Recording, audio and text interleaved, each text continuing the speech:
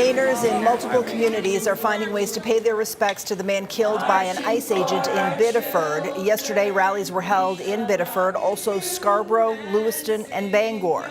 Some focused on honoring Johan Guerrero, while others gathered to call for change in the political system and to protest immigration and customs enforcement activity here in the state. It doesn't feel good to be a part of a country that you aren't surprised when these things happen.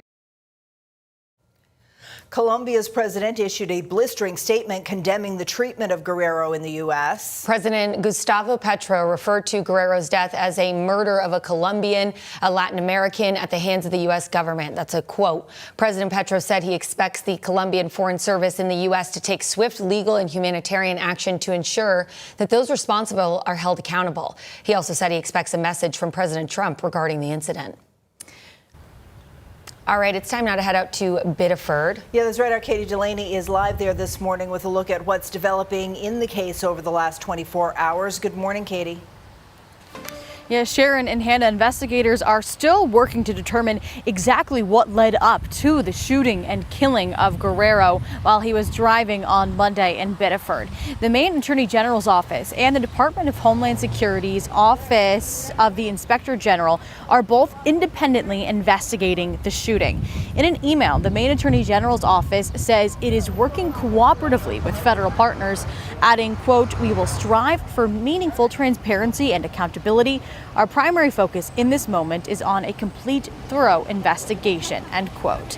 And on Tuesday afternoon, all 4 members of Maine's congressional delegation sent a letter to the Department of Homeland Security Inspector General, calling for a comprehensive, transparent, and expedited investigation. In a statement, Senator Susan Collins highlighting her efforts to hold ICE agents accountable following the deadly shooting. She says she urged DHS Secretary Markwayne Mullin to stop ICE vehicle stops. DHS is now halting most of those, according to Collins. She also says she helped push for expanded use of body cameras on ICE agents in this year's Homeland Security funding bill, and says it is unfortunate the agent involved in the shooting on Monday was not wearing one.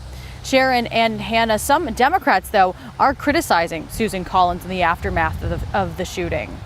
Yes, Katie, that's very true. Dr. Nirav Shah spoke to reporters outside the senator's office in Biddeford yesterday. After an unsuccessful run for the Democratic nomination for governor, Shah is now running to replace Graham Plattner as the Democratic nominee in the U.S. Senate election in November. Now, Shah criticized Collins, who chairs the Senate Appropriations Committee, for shepherding the annual Homeland Security funding bill through Congress.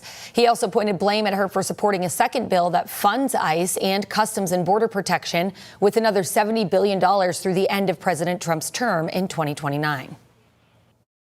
There's a saying in science and in healthcare: what's predictable is preventable.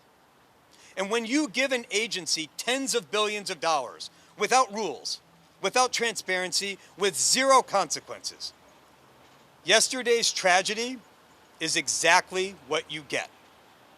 Senator Collins has funded the abuses, she has confirmed the leaders, and she has refused to make them answer for anything and failed to impose safeguards.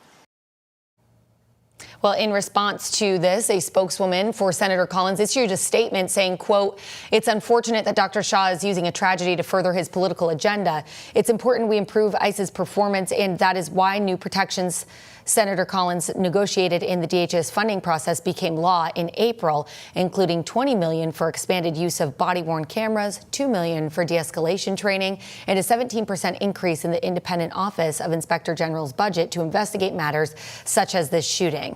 The statement goes on to say that anyone calling for abolishing ICE is calling for the agency to cease critical efforts to combat human trafficking, child exploitation, forced labor, and international drug smuggling. Everything involving what happened in Biddeford on Monday is constantly developing, and will, of course, continue to update you with the facts about the situation as soon as we learn them.